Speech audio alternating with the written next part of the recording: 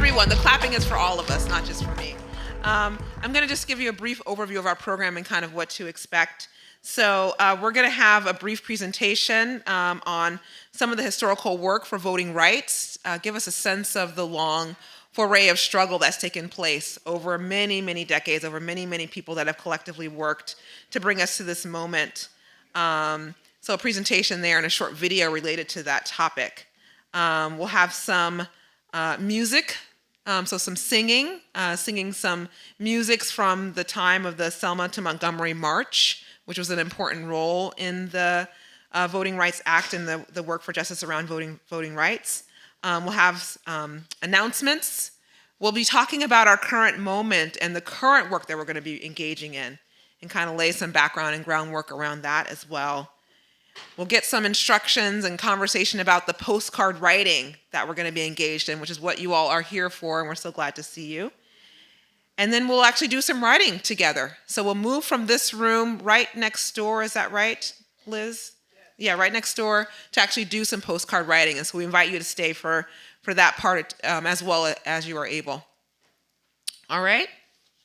Okay, so let's go ahead and get started with our Voting Rights Act background and history. I'm not a historian, but I have learned an awful lot by sitting down and really looking to our history around when voting rights efforts really began, and it goes way back. I know we think of civil rights era as being a mid-20th century phenomenon, but in fact, African Americans, the Black community, have struggled for rights, for citizenship, for voting rights, since the colonial era, both as individuals and as a community. We've repeatedly been leaders in the effort to make real the promises of liberty and equality which appear in our founding documents.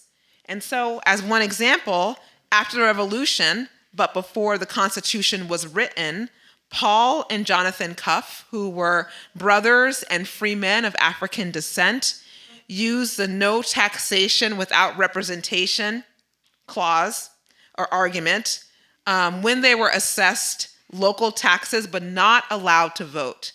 So they kind of raised the issue about the unfairness of that. And they won only a lower rate of taxation at that moment. So we've got some early efforts there.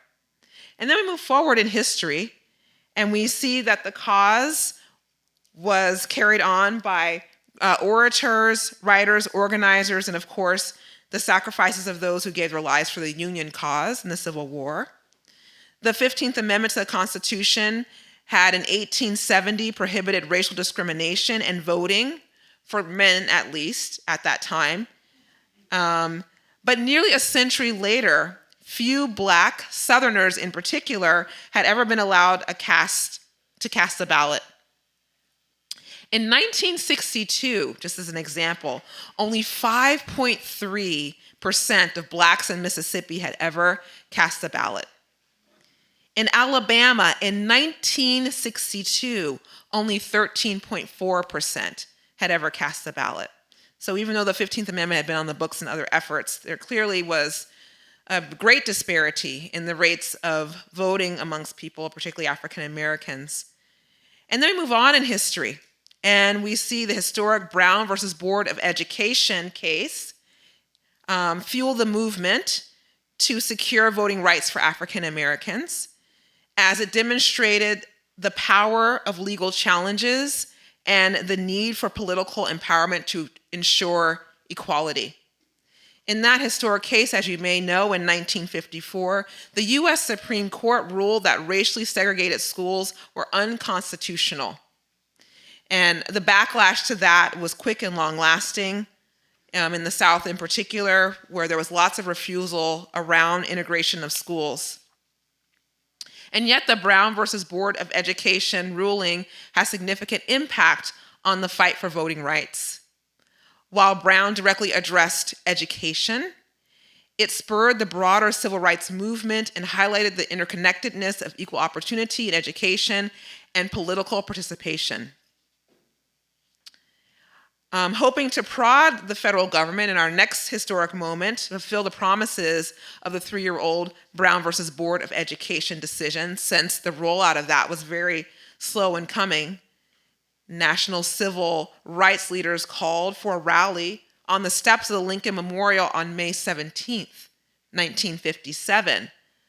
Some 20,000 people listened to 3 hours of speeches, music, testimony from Southern activists. Speaking last, King exhorts the president and members of Congress to ensure voting rights for African Americans. In his speech, "Give us a ballot," he says these prophetic words: "Give us the ballot, and we will no longer have to worry the federal government about our basic rights.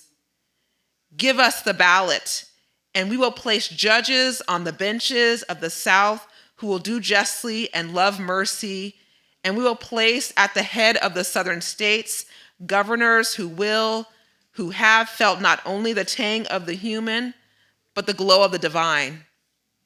Give us the ballot, and we will quietly and nonviolently, without rancor or bitterness, implement the Supreme Court's decision of May 17th, 1954. In this junction of our nation's history, there is an urgent need for dedicated and courageous leadership." Was that 1957 or 2025? I mean, his words, you can actually listen to his speech on YouTube.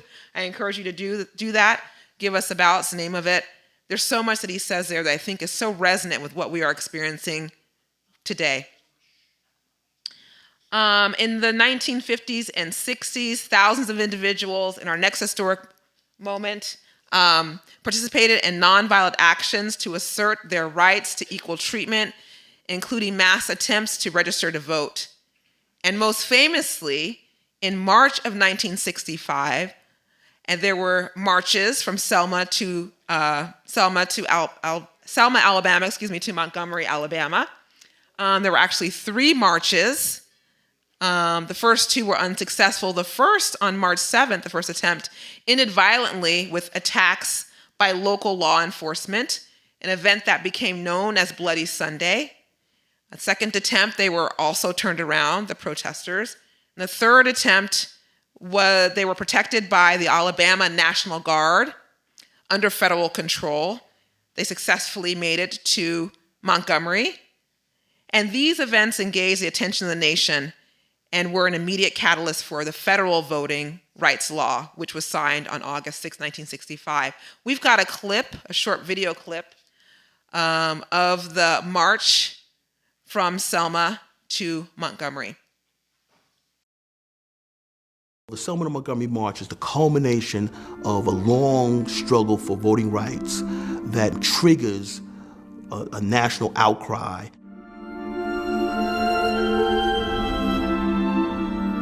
Bloody Sunday is beamed across the nation and across the world as the forces in Alabama try to turn back the idea that Black people wanted to participate in the political process.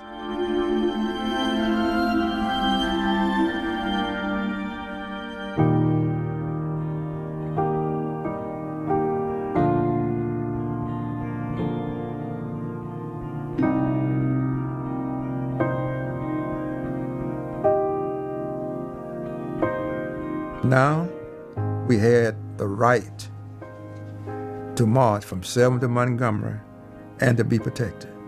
The governor, the sheriff department, and others would not interfere.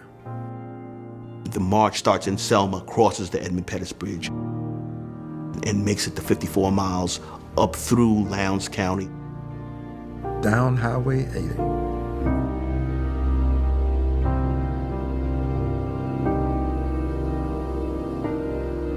All the way to Montgomery. And off time, we would stop to rest. Some brought food. It meant that some people were so determined to assist us. I was 11 years old in the 6th grade, and my 6th grade class, we cleaned up at the campsite. My class was part of the cleanup crew. They camped out overnight for 4 different nights. They had a crew that would dismantle the tents, pack them up and move them up to the next campsite. They had a crew that did the same thing with the kitchen, the food, utensils and all that.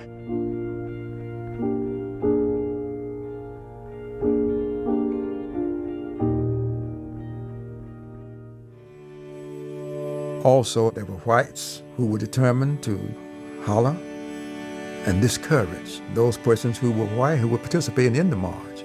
But during the course of this campaign, even before the march is finished, Lyndon Baines Johnson takes to the airwaves before a joint session of Congress and announces that he's going to put before Congress a voting rights bill. It was a great feeling of accomplishment, knowing that we had done something that we felt would be beneficial to all persons, regardless of their color, whether they were black, white, red, or yellow.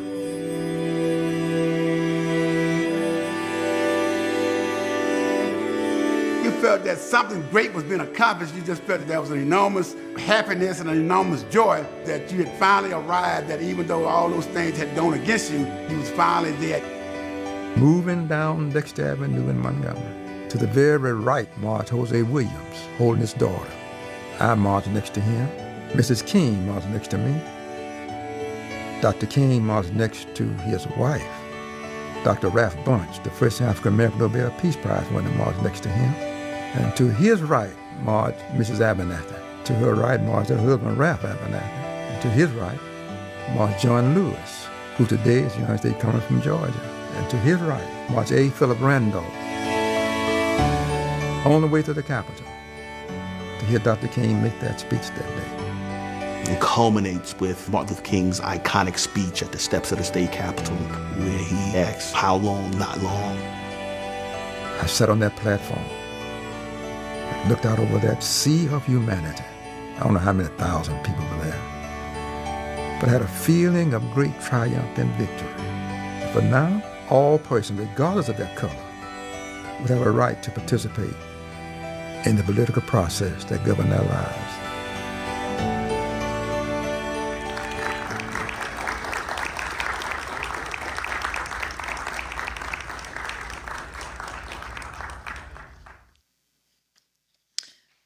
So as the video indicated, the Voting Rights Act was signed on August 6, 1965. So the 60th anniversary is coming up this Wednesday. And we have so much to reflect upon, so much to be grateful for, and yet so much work still left to do. You may be wondering, were Unitarian Universalists involved in any of the efforts around voting rights over time? And the answer is yes, most definitely. When Martin Luther King Jr. called for the nation's religious leaders to join him in Selma, Alabama, some of the first to arrive were Unitarian ministers, actually. And in an evening of dinner prior to the march, Reverend James Reeb was one of the first Unitarian ministers to kind of arrive there and to dine with King, and then ultimately was killed by a violent mob before the march happened. And he was one of the first to sort of die surrounding the march from Selma to Montgomery. King also knew the then UUA president, Dr. Dana McLean Greeley, from his student days at Boston University, where he got his PhD, MLK did. And he and Greeley collaborated together, walked together, and Greeley did outreach to other religious leaders to invite them into the march as well. He invited other Unitarian ministers and across many other faith denominations to take part in the march. And there's so much more I could say about the Unitarian Universalists' impact and involvement in the movement around voting rights, but now we all are part of that history now too. Okay, great. So we're next going to have a music moment from our musicians who are going to lead us in song with music from the Selma to Montgomery March. Because as the folks were marching along, they weren't marching silently. They were chanting, they were singing, they were encouraging each other. There was lots of music that was happening as they made this 54-mile walk from Selma to Montgomery. This little light of mine, I'm gonna let it shine. This little light of mine, I'm gonna let it shine. This little light of mine, I'm gonna let it shine. Let it shine, let it shine, let it shine. We've got the light of justice, we're gonna let it shine. We got the light of justice, we're gonna let it shine. We got the light of justice, we're gonna let it shine. Let it shine, let it shine, let it shine. We've got the light of freedom, we're gonna let it shine. We got the light of freedom, we're gonna let it shine. We've got the light of freedom, we're gonna let it shine. Let it shine, let it shine, let it shine. This little light of mine, I'm gonna let it shine. This little light of mine, I'm gonna let it shine. This little light of mine, I'm gonna let it shine. Let it shine, let it shine, let it shine.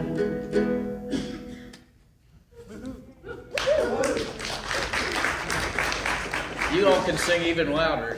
You're doing great, but there's a lot of things to overcome. Eyes on the prize? Paul and Silas found in jail, had no money for to go their bail. Keep your eyes on the prize. Hold on, hold on, hold on, hold on. Keep your eyes on the prize. Hold on, hold on. Paul and Silas thought this last. Dungeon shook and his hand fell off. Keep your eyes on the prize. Hold on, hold on, hold on, hold on. Your eyes on the prize. Hold on, hold on. Only chain that a man can stand is the chain of a hand on hand. Keep your eyes on the prize. Hold on, hold on, hold on, hold on. Keep your eyes on the prize. Hold on, hold on.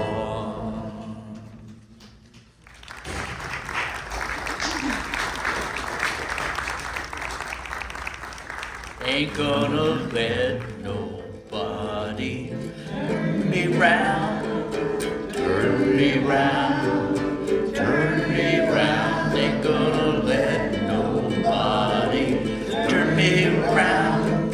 Keep on walking, keep on talking. Gonna build a brand new world. Ain't gonna let injustice turn me round, turn me round, turn me round. Ain't gonna let injustice turn me round. Keep on a-walking, keep on a-talking. Gonna build a brand new world. Ain't gonna let race hatred turn me around, turn me around, turn me around. Ain't gonna let race hatred turn me around. Keep on walking, keep on a-talking. Gonna build a brand new world.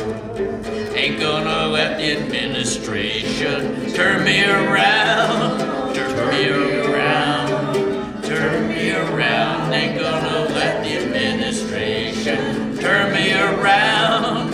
Keep on a-walking, keep on a-talking. Gonna build a brand new world.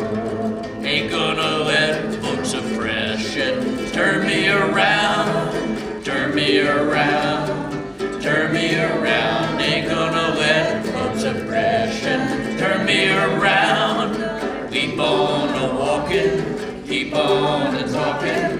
Gonna build a brand new world. Ain't gonna let nobody turn me around, turn me around, turn me around. Ain't gonna let nobody turn me around.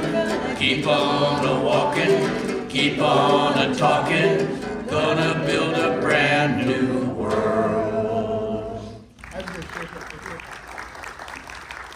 We shall overcome. We shall overcome. We shall overcome someday. Oh, deep in my heart, I do believe we shall overcome someday. We shall live in peace. We shall live in peace. We shall live in peace someday. Oh, deep in my heart, I do believe we shall overcome someday. We are not afraid. We are not afraid. We are not afraid someday. Deep in my heart, I do believe we shall overcome someday.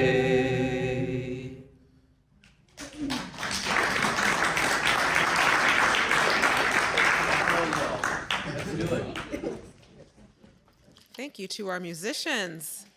Wonderful. You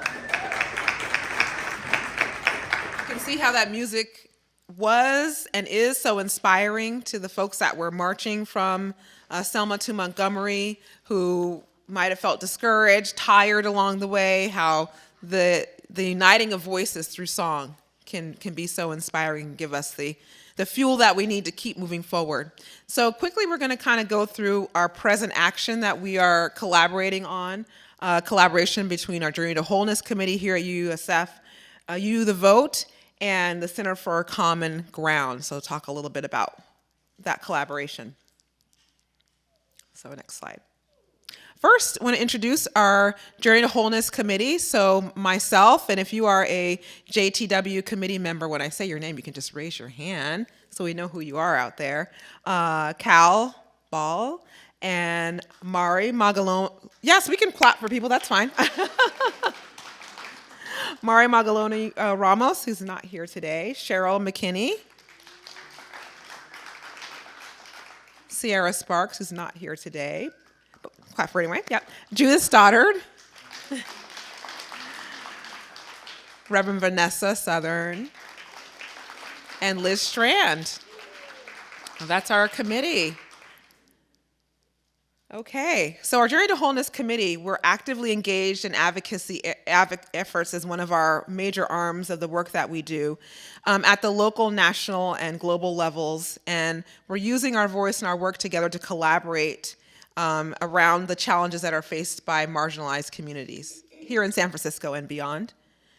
So we're advocating for democratic principles in our committee, such as equal representation, which we know is so important through voting, protection of civil liberties, and the right to participate in decision-making processes that impact our lives.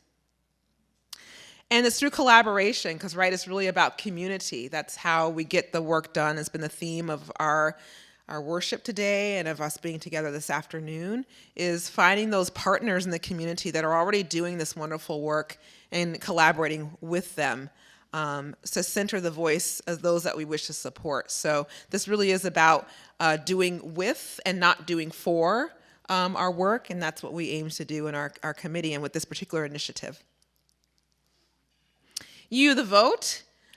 Cal, I see, is proudly wearing his You the Vote t-shirt. I think we all are familiar with You the Vote, but is created by the Unitarian Universalists Association Side with Love team to provide UUs an opportunity to bring democratic values to life by engaging in voter outreach. It's a nonpartisan effort.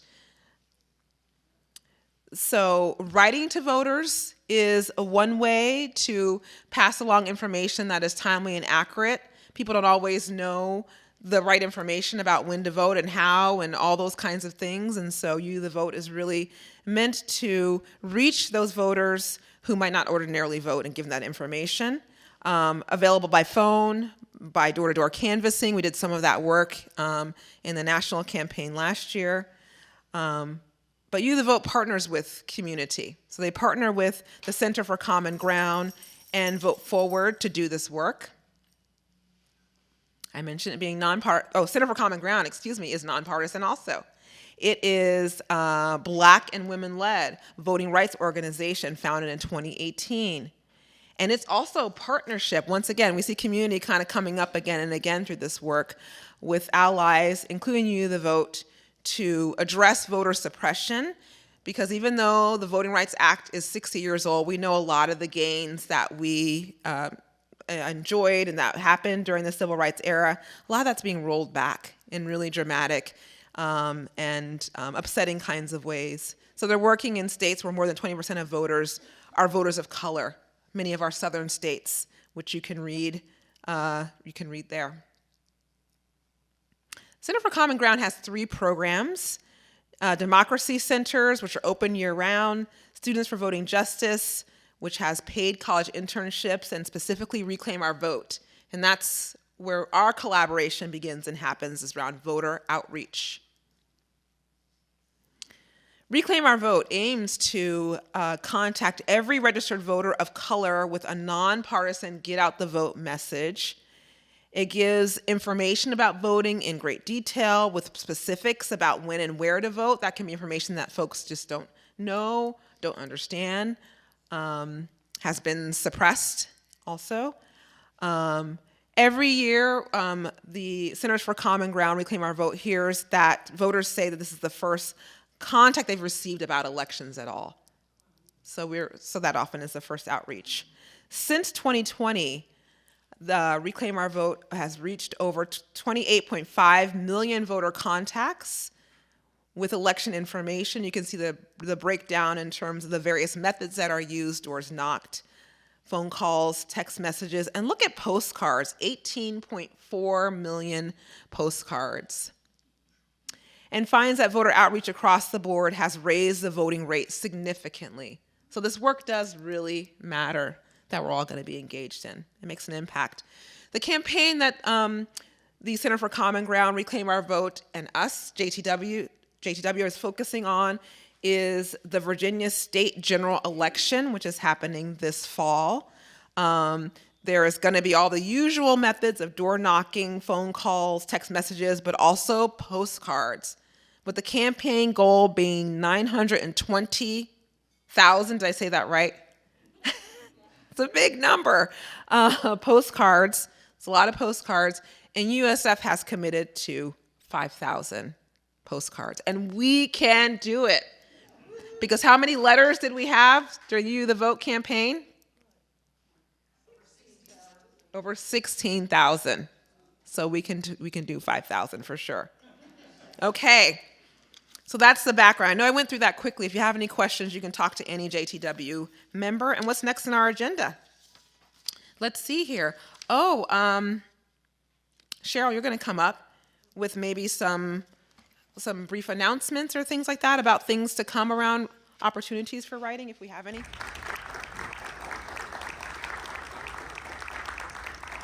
All right, postcarding with Reclaim Our Vote. We're going to write every Sunday in August, every Sunday in September, and the first Sunday in October.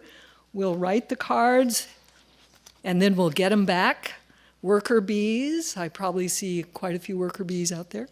We'll collect them for stamping.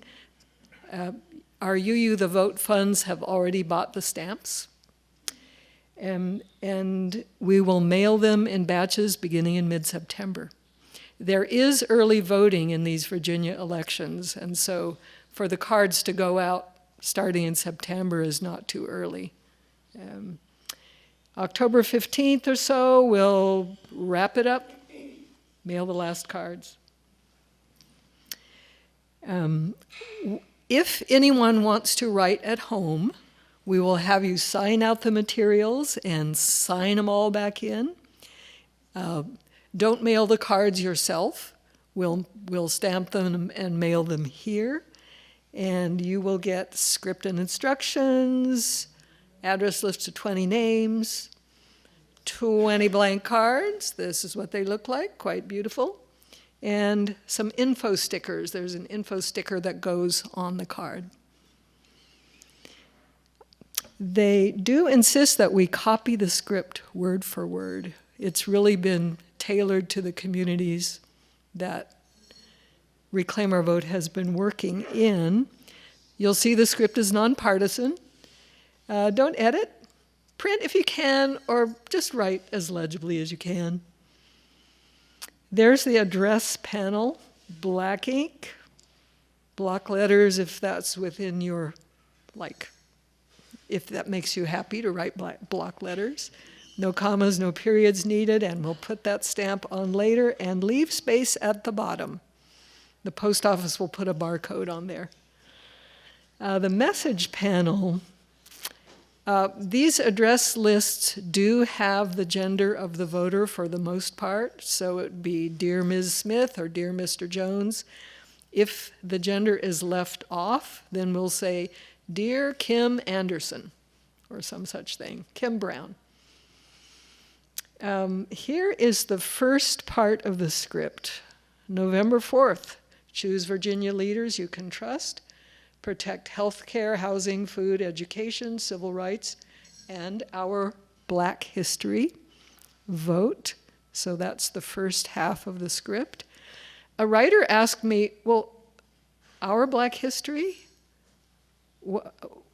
Does that really include me? And I would say, looking at the video that we saw today and hearing Asani do a short recap of all the efforts, I would say that yes, our Black history is our history. Step 2 is put a sticker on. We have stickers already made. It's the specifics for the county that these cards are going to go to. And then after you get that sticker in place, you can finish vote early, bring friends, bring ID, empower, and then the writer's first name. So I would sign empower, comma, Cheryl, Reclaim Our Vote. And there's your beautiful card. The Reclaim Our Vote folks gave us this very image with these very colors, and I would say just choose your own color scheme, make it colorful. We have colored pens on the tables over there. If you write at home, hopefully you have some color at home too. And I think those are the specifics. Question. Good. Thank you. Question is, how much do the postcard stamps cost? And they did go up in price last month. 60-something cents a stamp, and we were able to buy them before the price went up. So we did think of that. 65, 64, 66, I can't remember the exact number because it's been going up. But yes, more than 50 cents to send one first-class postcard. Yeah. So we had it in our budget. Thanks for the question. Any other questions? Anne is asking what's up to elect in the state level election in Virginia this year. It's an important one. It's governor, lieutenant governor, attorney general, and their entire assembly of delegates. Not their state senate, but their state assembly. So that's why Reclaim Our Vote has decided it's a worthy goal to get voters out to that election. So thanks for that question. Is there another question? There'll be more as we write, but we'll probably know the answers. Asani, I think this part's done. Thank you. Okay, we are now going to move ourselves next door for those that are able to stay to actually engage in some postcard writing. And your JTW committee members will be around to sort of help you with writing your first postcards and so forth. So that is our next kind of moment. Thank you so much for joining our program. We'll see you next door for those of you that are able to stay. And thank you so much for being committed to this effort in community.